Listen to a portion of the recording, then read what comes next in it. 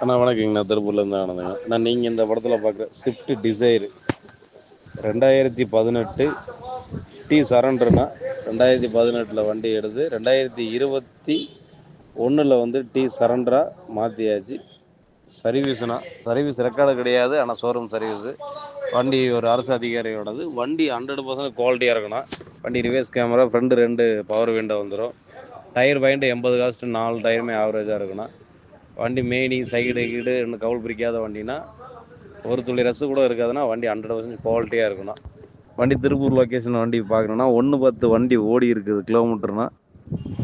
ஒரு டீசல் வண்டி ஐடியா இருக்கிறவங்க பாருங்கன்னா திருப்பூர் லொக்கேஷன் பார்க்கணுன்னா